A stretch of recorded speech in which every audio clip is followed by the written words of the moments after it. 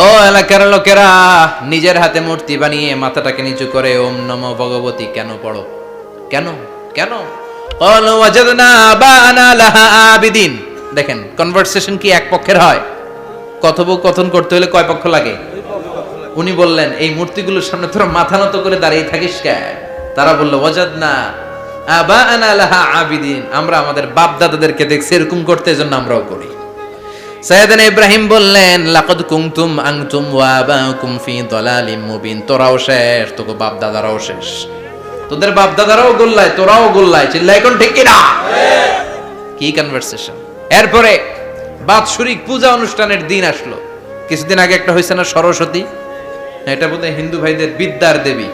এরা এক একজনের কাছে এক একটা জিনিস নিয়ে যাওয়া লাগে। আমরা সব জিনিস চাই একজনের কাছে, তিনি কে? আল্লাহ। এটা কঠিন না সহজ? বিদ্যার জন্য ওই মন্দিরে, সৌন্দর্যের জন্য এই মন্দিরে, খাদ্যের জন্য দুর্গার কাছে, ঝামেলা না? আমরা সব কিছুর জন্য একজনের কাছে যাই, তিনি কে? আল্লাহ। বাৎসরিক পূজা অনুষ্ঠানে সবাই ইব্রাহিমরে ধরছে, ইব্রাহিম চল আমরা পূজা দিতে যাব। সাইয়েদনা ইব্রাহিম ফানাযারা নাযরাতান ফিন নুজুম, তাকালেন আকাশে আর বললেন, ইন্নী সাকিম, আমি যেতে পারবো না, আমি অসুস্থ। আমি কি আসলে সুস্থ ছিলেন? তো অসুস্থ বললেন কেন? কারণ অসুস্থতা দুই ধরনের, চিল্লায় বলেন। একটা শারীরিক, আর একটা মানসিক। সাইয়েদনা ইব্রাহিম মানসিকভাবে প্রচন্ড বিপর্যস্ত ছিলেন, অসুস্থ ছিলেন। এর কারণ গোটা উম্মাত মূর্তির পূজা করে, এই দৃশ্য দেখে কোনো নবী মানসিকভাবে সুস্থ থাকতে পারে না। উনি বললেন, আমি অসুস্থ, তোমরা যাও। সবাই বলল, ঠিক আছে আমরা যাই। ইব্রাহিম, তুই আমাদের ঘরের মূর্তিগুলারে পাহারা দে। মূর্তি পাহারাদার একজন ভালো লোক পাওয়া গেছে। মূর্তি পাহারা দেওয়ার জন্য ভালো একজন পাহারাদার পাওয়া গেছে। নাম? কথা কন, কথা বুঝতে কষ্ট হচ্ছে মনে হয়। মূর্তি পাহারা দেওয়ার জন্য কারে পাওয়া গেছে? সাইয়েদনা ইব্রাহিম কয়, ঠিক আছে আজকে পাহারা দিমু, জন্মের পাহারা। যা তোরা দিতাছি, পাহারা দিতেছি, যা। এইবার সাইয়েদনা ইব্রাহিম মূর্তির ঘরে ঢুকলেন। দেখেন কি সুন্দর কথোপকথন আল্লাহ তুলে ধরলেন। আল্লাহু আকবার। মূর্তির ঘরে, দেবীর ঘরে ঢুকে উনি ঘুরে ঘুরে তাকায়, দেখে একটা এমনি হা করে, আরেকটা ব্যা করে, 14-15টা হাত নিয়ে তাকায় আছে। উনি সবগুলার সামনে এভাবে তাকায় আছে, দেখে এক একটা এক এক চেহারা। একটা হাতির গণেশ স্টাইলের, আরেকটা এরকম, আরেকটা নারীর, আরেকটা বাঘের, আরেকটা তলোয়ার নিয়ে আইতাছি, কোপায় ফেলাবো। আছে না নাই? সবগুলোর সামনে যায়, যে যে দেখে আর অবাক হয়, কত ধরনের খোদার কাছে এরা কত কিছু চায়। আর যে দেখে প্রত্যেকটার সামনে ডেজার্টস আইটেম, মিষ্টান্ন, এক একটার সামনে রসমালাই, এক একটার সামনে কালো জাম, লাল জাম, রসগোল্লা, চামচাম, দুধ মালাই, মালাই চপ। আছে না নাই? জিব্বে পানি চলে আসছে অনেকের। তো সাইয়েদনা ইব্রাহিম অবাক, কি রে, এত মূর্তি, এত ডিজাইন, এত ভাবে এরা অঙ্গভঙ্গি করে আছে, এত খাবার দেয়া, খায় না কেন? সাইয়েদনা ইব্রাহিম ভাবলেন, মনে হয় নাগাল পাই না, আমি একটু তুল্লা ধরি। উনি রসমালাইয়ের বাটিটা নিয়ে, যেটা হা করে আছে, ওইটার সামনে যায়, কয় খা। কি কয়? বানাই কইতেছি মনে হয়। ফারাগা ইলা আলিহাতিম, মূর্তিগুলোর কাছে গেলেন। ফাকালা আলা তাকুলুন, খাবি না? ওই খাবি না ডারে আমি কিছু খা, কোরআন থেকে বলছে, ঠিক কি না? উনি ভাবলেন ওরা হয়তো খেতে পারে না, নাগাল পাচ্ছে না, কিংবা আমারে দেখে লজ্জা পাচ্ছে। নিজ থেকে রসমালাইয়ের বাটি তুলে ধরলেন। উনি বললেন খা, আর ওগুলা কয় হা হা করে রয়েছে, নড়েও না সরেও না। উনি মুখের সামনে তুলে ধরে বললেন, আলা তাকুলুন, খা। সবগুলার সামনে গেলেন, খা খা। কেউ খায় না, ওগুলো হা করে আছে। সাইয়েদনা ইব্রাহিম বললেন খা, কেউ কথা কয় না। উনি বললেন, খাবি না কেন? তাইলে কথা ক। এই যে কষ্ট করে উড়াইলি, মুখের সামনে দিলাম, খাবি না কেন? কথা বল। আলা তাকুলুন, খাবি না কেন? কথা বল। মালাকুম লা তাতাকাল্লামুন, খাবি না কেন? মালাকুম লা তানতিকুন, হয় খা নয় কথা ক। বলতেই লাগলেন, খা খা। প্রত্যেকটা মূর্তির সামনে গেলেন, খা। ওগুলা করে আছে হা, কোনো কথা কয় না। কয় কেন খাবি না? তাহলে কথা ক। খায়ও না, কথাও কয় না। আপনার ছেলে বায়না ধরছে, আব্বা চানাচুর খাম। কি খাম? চানাচুর কিনে দিলেন, এই নে চানাচুর। এখন চানাচুর খায় না। কিরে বাপ, খাবি না কেন? কথাও কয় না। খায়ও না, কথাও কয় না। এখন বাকি আছে কোনটা? কথা কর। ফারাগা আলাইহিম দারবাম বিল ইয়ামিন, ডান হাতে কোপানো শুরু করলেন। ইচ্ছা মতো ঘুষি কিল মারতে মারতে মূর্তিগুলার সাইজ। ফারাদ আলাইহিম দরবাম বিল ইয়ামিন, এক একটা নবীর হাতে জান্নাতি শক্তি দিয়েছে কে? খা নাইলে কথা ক, খায় না, কথাও কয় না, বাকি আছে মায়ের মারতে শুরু করলেন। মারতে মারতে সব শেষ, তারপরে খুঁজে পেলেন একটা কুড়াল। কি পাইলেন? কুড়াল দিয়ে মারতে আরো সুবিধা, খালি এটারে এভাবে মারে ওইভাবে মারে, মারতে মারতে যতগুলো মূর্তি ছিল সবগুলো মেরে বড় মূর্তিটার গায়ে মারতে যাবে, in the meantime stop, কয় না এটারে মারুম না। ফাজআলাহুম জুদাদান, সবগুলারে টুকরা টুকরা, ইল্লা কাবীর আল্লাহুম, বড়টা ছাড়া ওইটারে রেখে দিলেন। আর বুদ্ধি করে কুড়ালটারে বড়টার কাঁধে ঝুলাইয়া দিলেন, বড় মূর্তিটার কাঁধের মধ্যে ঝুলাইয়া দিলেন। ঘটনাটা সুন্দর হয়েছে না? এখন কেমন যেন মনে হয় এটা কোপাইয়া দাঁড়া রয়েছে বাবার বেটার মতো। বড় পূজার শেষ, পূজার দিনক্ষণ শেষ। বিকেল বেলা পূজা মণ্ডপ থেকে সব এসে দেখে সর্বনাশ। পাহারাদার ইব্রাহিম কই, আনতা ফাআলতা হাযা বিআলিহাতিনা ইয়া ইব্রাহিম। ইব্রাহিম সর্বনাশ কে কইছে? তুই কইছত নি? কই আইনো বড়টাই কইছে, ওইটারে জিজ্ঞেস করো। বাল ফাআলাহু কাবীরুহুম হাযা ফাসআলুহুম ইন কানু ইয়ানতিকুন। কোরআন থেকে বলছি, আমি করি নাই। ওই দেখ কুড়ালটা কার কান্দে? বড়টার কান্দে, ওইটারে জিগা। সবাই কই খাইছে। সবাই বলে ইব্রাহিম তুমি কি জানো না এগুলো কথা বলে না? সাইয়েদনা ইব্রাহিম বলে যে এটা কথা কয় না, ওইটার পূজা করস কেন? যেটা কথা বলে না, যেটা নিজেরাই নিজেদেরকে মায়ের থেকে বাঁচাতে পারে না, নিজেরাই নিজেদেরকে রক্ষা করতে পারে না, তোরে কিভাবে রক্ষা করবে? এগুলোর পূজা কেন করিস? ফাবুহিতাল্লাযী কাফার, কারো কোনো জবাব নাই, লা জবাব। সবাইকে ইব্রাহিম তুই বড্ড বেড়ে গিয়েছিস, তোরে নমরুদের কাছে নেওয়া হবে, রশি দিয়ে পেঁচিয়ে নমরুদের কাছে নেওয়া হলো। নমরুদের নাম শুনছেন? শোনেন নাই বোধহয়, শোনেন নাই? পৃথিবীতে 4 জন বাদশা ছিল, যারা গোটা বিশ্বের বাদশা, গোটা বিশ্বের। 2 জন কাফের, 2 জন মুমিন। মুসলমানের একজন হচ্ছে যুলকারনাইন, আরেকজন হচ্ছে সাইয়েদনা সুলাইমান। কাফেরের একজন হচ্ছে বাখতানাসার, আরেকজন হচ্ছে নমরুদ। এই নমরুদের কাছে নিয়ে যাওয়া হলো রশি দিয়ে বেঁধে। এবার নমরুদের সাথে কি ডায়ালগ মারছে এটা তো আর কোরআনে নাই, কথা কন, এটাও আছে। নমরুদ বলে, ইব্রাহিম শুনলাম তুমি নাকি আমাদের খোদাগুলোরে মারছো, তুমি নাকি কোন আল্লাহর ইবাদত করো, তুমি নাকি কোন নতুন রবের তথ্য নিয়ে আমাদের বাবেল নগরীতে আগমন করেছো। আমি ছাড়া কোনো খোদা আছে বলে তো আমি শুনি নাই। এই বাবেল নগরীতে আমি ছাড়া কোনো খোদা আছে আজকে নতুন শুনলাম। কে তোমার খোদা? কি তার পাওয়া? এবার ডায়ালগ মারা শুরু করলেন সাইয়েদনা ইব্রাহিম। সাইয়েদনা ইব্রাহিম বললেন, রব্বি আল্লাযী ইউহয়ী ওয়া ইউমীত, আমার রব এমন রব যিনি জীবন দেয় আবার মরণও দেয়। জীবন দেয় কে? মরণ দেয় কে? নমরুদ বলে, তাই তোমার আল্লাহ জীবন দেয় মরণ দেয়? আনা উহয়ী ওয়া উমীত। এবার নমরুদ ডায়ালগ মারতেছে, খালি ডায়ালগ, আনা উহয়ী ওয়া উমীত, আমিও তো জীবন দেই, আমিও তো মরণ দেই।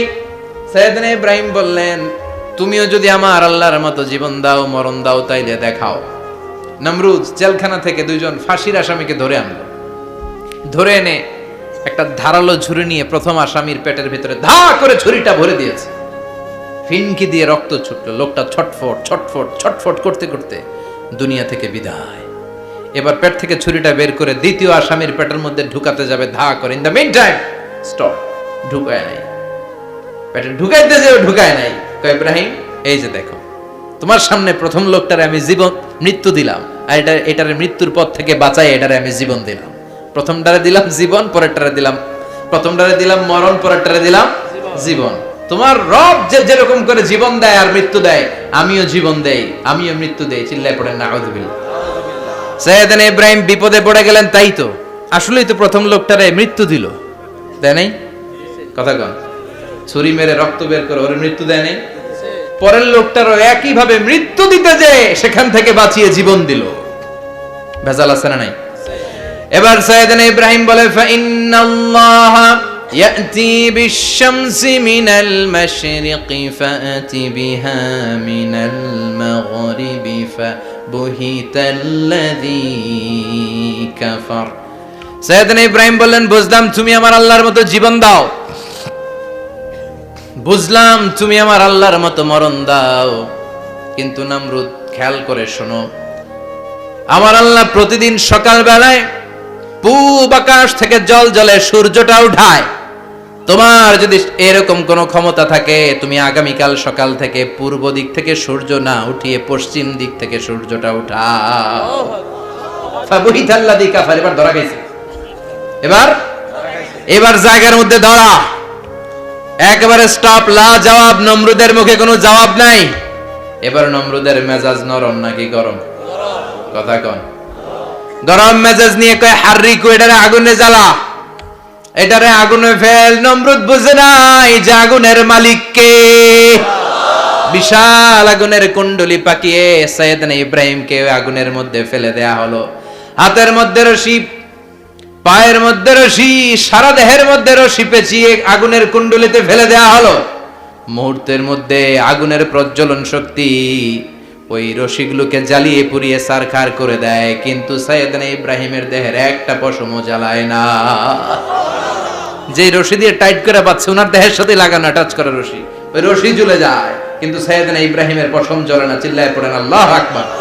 আজ যদি তোমাদের মাঝে কেউ ইব্রাহিমের মতো ঈমান আনিতে পারো, অগ্নিকেও পুষ্প বলে পরিণত করিতে পারো। ঠিক কিনা? মুসার মতো ঈমান হলে রাস্তা হবে সাগর জলে, ইউসুফের মতো ঈমান হলে একে একে দরজা খোলে। সাইয়েদনা ইব্রাহিমের মতন ঈমান যদি আজও থাকে বিদ্যমান, অগ্নিকুণ্ডে দেখতে পাবে খুবসুরত এক ফুলবাগান। ঠিক কি না? ওই ঈমানটা দরকার। ওই ঈমান যদি ঈমানের মতো হয়, আগুনের কুণ্ডলকে ফুলবাগান বানিয়ে দিবে কে? আল্লাহ। সাইয়েদনা ইব্রাহিম বসে রইলেন। নমরুদ কয় আরো আগুন জ্বালা, এলাকার বড় বড় গাছগুলো, তক্তাগুলো কেটে আগুনের কুণ্ডলিতে ফেল।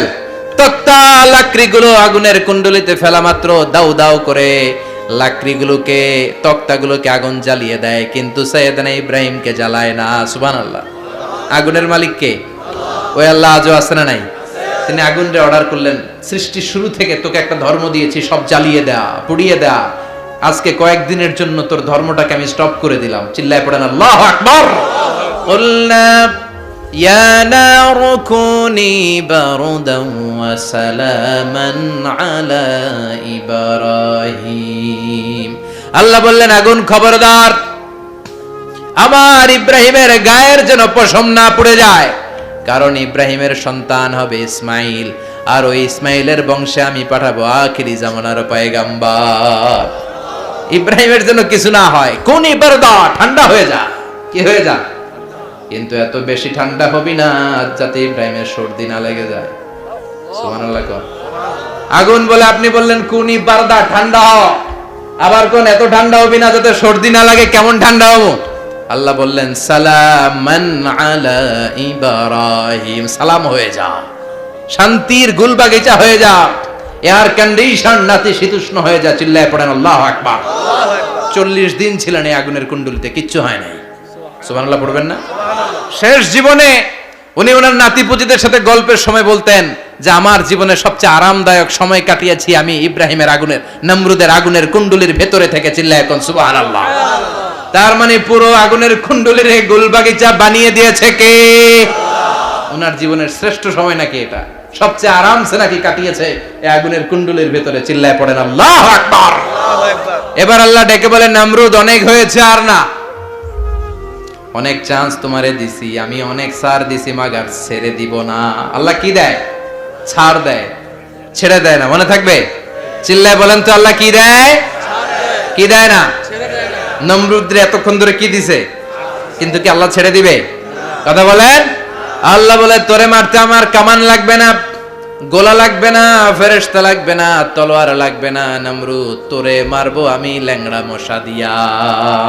ফাআরসালাল্লাহু তাআলা বাউদা, আল বাউদাতু জুনদুম মিন জুনুদিল্লাহ। এই মশাগুলো আল্লাহর সৈনিক।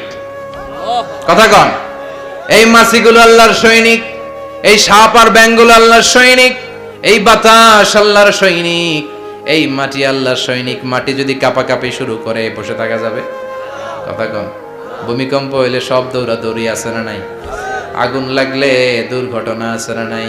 বাতাস যদি 70 থেকে 80 কিলোমিটার বেগে ছুটে আসে দুর্ঘটনা আছে না নাই? ফারসালাল্লাহু বাউদা, আল্লাহ একটা ল্যাংড়া মশা পাঠালেন।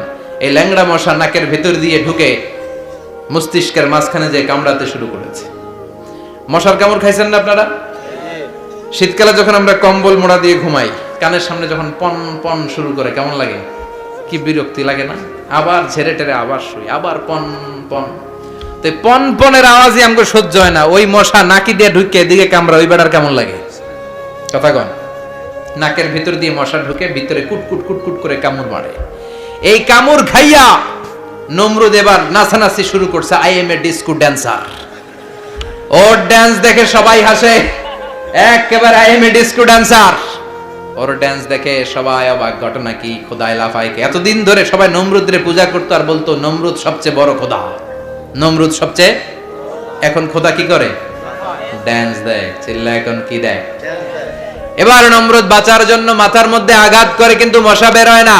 চিল্লায় আওয়াজ করে উত্তরে বলেন, মশা ঢুকছে কার অর্ডারে? এই মশা বেরোবেও কার অর্ডারে? মাথার মধ্যে আঘাত করে ঘুষি মারে, কিল মারে, কিন্তু মশা বের হয় না। এবার আশেপাশের যারা আছে খাদেম খুদ্দাম কয়, তোরাও ঘুষি মার। খাদেম খুদ্দাম মনে মনে কয়, আজীবন অনেক মারছস, আজকে আমরা মারুম।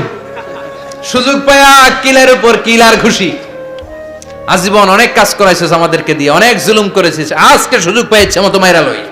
খাদেম খুদ্দাম ওরাও কিল ঘুষি। ঘুষাইতে ঘুষাইতে চেহারার মানচিত্র পাল্টাই দিছে, মাকার মশা বের হয় না। এই মশা ঢুকছে কার আদেশে? কথা কন। এই মশাটা যদি বেরোতে হয় অর্ডার লাগবে একজনের। চিৎকার করে বলেন, তিনি কে? নিজেও মারে, বেরোয় না। খাদেম খুদ্দামরা মাথার মধ্যে কিল ঘুষি মারে, বেরোয় না। নমরুদ কয়, এবার আমারে জোতা মার। কি মার? আমরা পরি প্লাস্টিকের জুতা, বাটার জুতা, অ্যাপেক্সের জুতা। আগে পড়তো খরমের জুতা। খরমের জুতা বানাই কি দিয়া? কথা কন।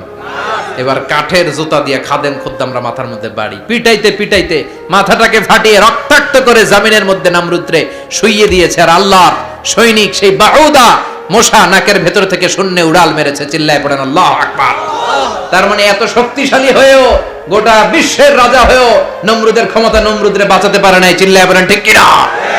এজন্য ক্ষমতা কাউরে বাঁচাতে পারে না, দাপট কাউরে বাঁচাতে পারে না, অহংকার কাউরে বাঁচাতে পারে না, সৈন্যবাহিনী কাউরে বাঁচাতে পারে না। বাঁচাতে পারে একজন। চিৎকার করে বলতে হবে, তিনি কে? পৃথিবীতে কেউ তো স্থায়ী হয় না, হোক না সে ফেরাউন কিবা নমরুদ। কেউ ভাবে চিরদিন রয় না, কেউ ভাবে চিরকাল রয় না।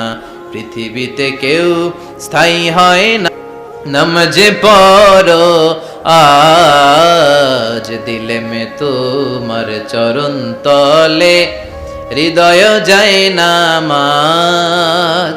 হে নামাজি আমার